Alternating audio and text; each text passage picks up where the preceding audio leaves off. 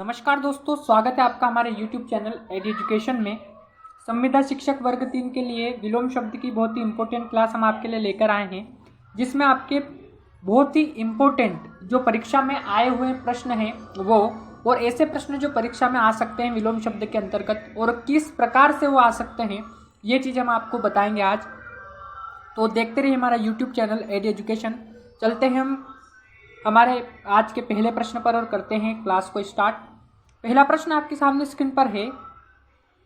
प्रश्न क्या है ये हमें देखना है।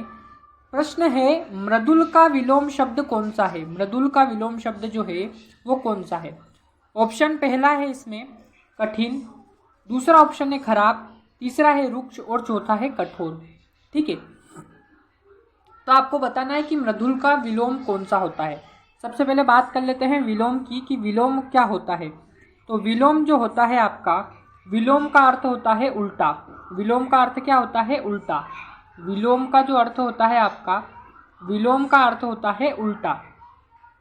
यानी विलोम शब्द को हम विपरीतार्थक शब्द भी कहते हैं या विपरीतार्थी शब्द भी कहते हैं।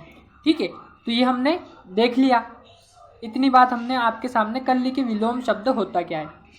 अब हमको बताना है कि मृदुल का विलोम कौन सा होगा। तो मृदुल का विलोम जो होगा वो चार ऑप्शन है, कठिन, खराब, रुक्ष और कठोर। तो मृदुल का जो विलोम होगा वो इस प्रश्न का सही आंसर होगा कठोर। मृदुल यानी कोमल और कोमल का विलोम होता है कठोर। तो आपका यहाँ पर जो डी वाला ऑप्शन है इस प्रश्न का बिल्कुल सही आंसर है। अगले प्रश्न पर चलते हैं। अगला प्रश्न आपके सामने स्क्रीन पर, ऋणात्मक शब्द का विलोम शब्द क्या होगा? ठीक है, ऋणात्मक शब्द का विलोम शब्द क्या होगा? ऑप्शन पहला है धनात्मक, दूसरा है ऋणात्मक, तीसरा है मानात्मक और चौथा है अनात्मक। ठीक है, तो आपको ऋणात्मक का विलोम शब्द बताना है। तो ऋणात्मक का विलोम शब्द होगा धनात्मक। जो पहला वाला ऑप्शन है वो इस प्रश्न का बिल्कुल सही आंसर है। अगले प्रश्न का रुख कर लेते हैं। अगला प्रश्न आपके सामने स्क्रीन पर है। अगला प्रश्न बहुत ही इंपॉर्टेंट है। कलुष का विलोम शब्द क्या है? हमको बताना है कलुष का विलोम शब्द क्या है।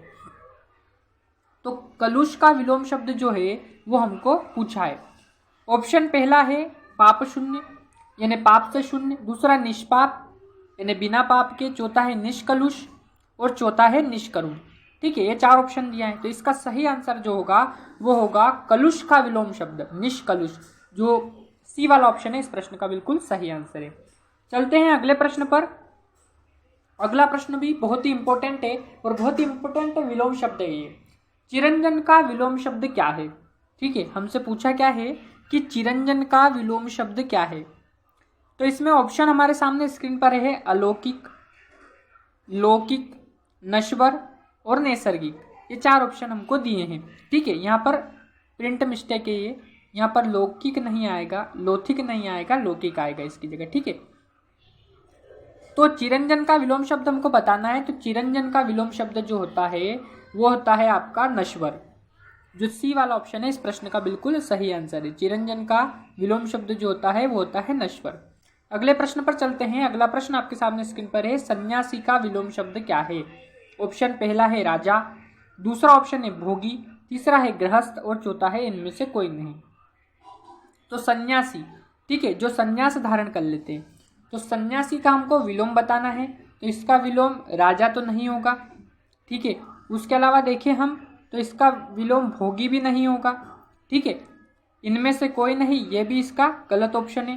तो सही जो बच रहा है वो है गृहस्थ। तो गृहस्थ इस प्रश्न का बिल्कुल सही आंसर होगा। सन्यासी का विलोम जो होगा वो होगा आपका गृहस्थ। यहाँ पर हम इसका आंसर लिख देते हैं। सन्यासी का विलोम जो होगा वो होगा गृहस्थ। ठीक है, क्योंकि ये अगले पेज पर इसके ऑप्शन चल गए हैं, इसलिए आपका सही आंसर यहाँ पर गृहस्थ होगा। अगला प्रश्न आपके सामने स्क्रीन पर है। स्वकीय का विलोम शब्द क्या है? ठीक है, स्वकीय का विलोम शब्द क्या है? तो ऑप्शन आपके सामने स्क्रीन पर है स्वीकृत, अस्वीकृत, नारकीय या परकीय। ठीक है, तो स्वकीय का विलोम शब्द हमसे पूछा है, तो स्वकीय का परकीय होता है विलोम शब्द। ठीक है, तो जो डी वाला ऑप्शन है वो इस प्रश्न का बिल्कुल सही आंसर है। चौथा ऑप्शन इस प्रश्न का बिल्कुल सही आंसर है। अगले प्रश्न पर चलते हैं। सातवां प्रश्न, एकाधिकार का विलोम शब्द क्या है? अनेकाधिकार पहला ऑप्शन, दूसरा ऑप्शन आपका जो है वो है सर्वाधिकार। ठीक है, अनेकाधिकार, सर्वाधिकार, उसके अलावा देखें हम तो पराधिकार और परमाधिकार। तो एकाधिकार यानी किसी एक का अधिकार और अनेकाधिकार यानी अनेक का अधिकार। तो आपका इसका जो सही आंसर होगा वो होगा अनेकाधिकार। ठीक है, 7वां प्रश्न है उसका ए वाला ऑप्शन है इस प्रश्न का बिल्कुल सही आंसर है। अब आपको इस प्रश्न में ये देखना है कि इसमें कंफ्यूज करने वाले ऑप्शन दिए हैं। अनेकाधिकार, सर्वाधिकार। सर्वाधिकार यानी सभी का अधिकार, अनेकाधिकार यानी अनेक का अधिकार। उसके अलावा दिया है पराधिकार और परमाधिकार, ये तो हम छोड़ ही देते हैं, इसकी बात हम नहीं करते। ठीक है, इसको हम अभी रहने देते हैं क्योंकि ये इसके आंसर नहीं होंगे सी और डी। हम बात करते हैं ए और बी में। तो बहुत सारे लोग एकाधिकार का यानी एक का अधिकार और सर्वाधिकार सभी का अधिकार। तो एकाधिकार का जो विलोम होगा और जो सही ऑप्शन है इसका वो है अनेकाधिकार यानी ए वाला ऑप्शन है, आपको लगाकर आना है। ठीक है, अगला प्रश्न देख लेते हैं। अगला प्रश्न, श्री गणेश का विलोम शब्द क्या है? श्री राधा, विनाश, इतिश्री और इनमें से कोई नहीं। ये बहुत इंपॉर्टेंट प्रश्न है।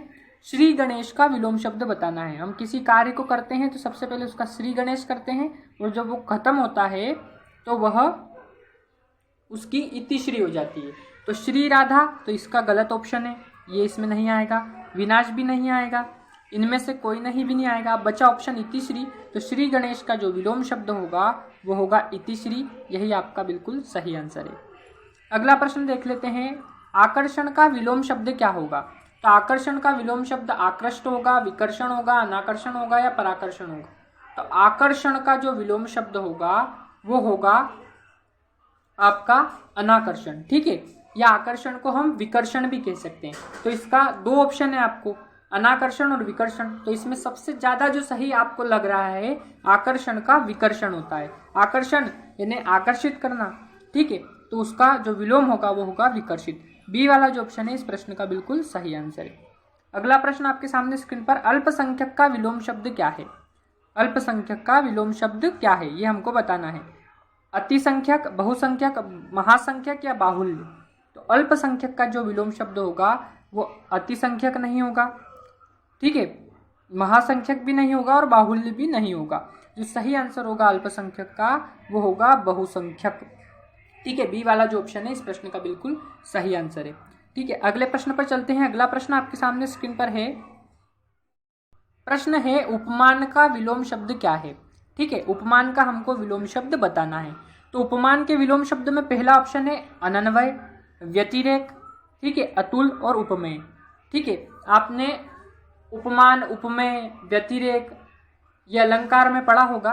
ठीक है, तो उपमान का विलोम शब्द क्या है?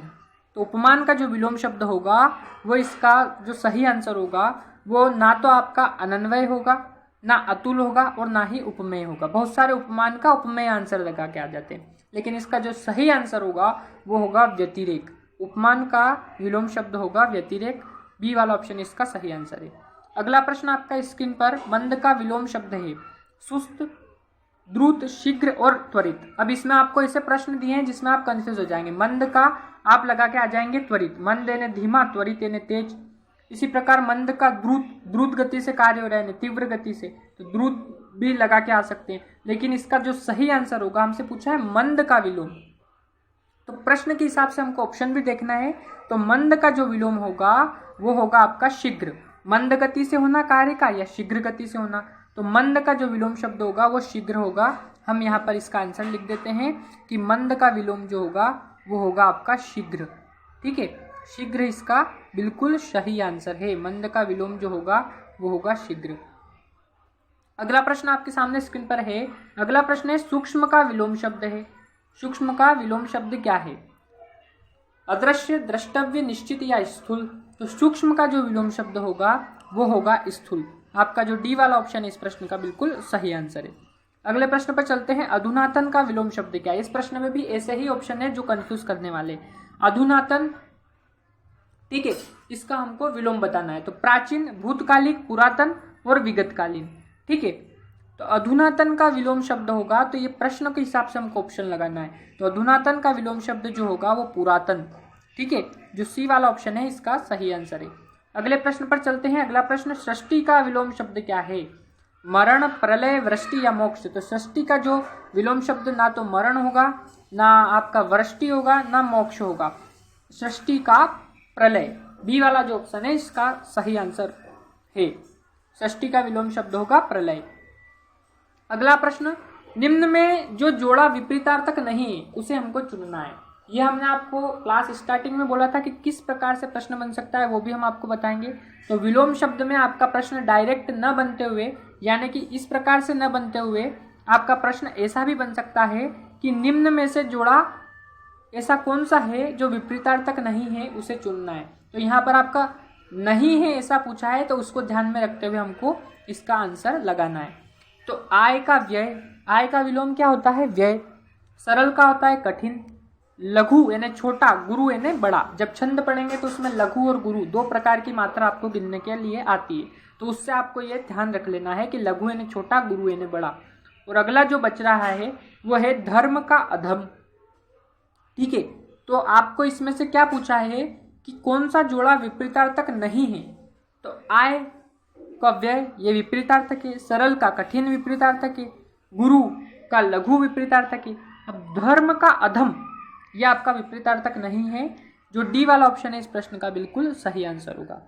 अगला प्रश्न, अति का विलोम शब्द है न्यून, कम, अल्प और नगण्य। तो अति का जो विलोम शब्द होगा वो न्यून भी नहीं होगा, कम भी नहीं होगा, नगण्य भी नहीं होगा, अल्प इसका सही आंसर है। और इसमें आपको अति का विलोम शब्द कहीं कहीं पर न्यून भी देखने को मिलता है, तो इसका जो सही आंसर है वो तो अल्प लगा सकते हैं आप, लेकिन इसका अगर अल्प नहीं रहे ऑप्शन में तो इसका ऑप्शन न्यून भी आप लगा सकते हैं, अति का न्यून। अगला प्रश्न, ब्रह्मा का विलोम शब्द है। ब्रह्मा का विलोम शब्द क्या है?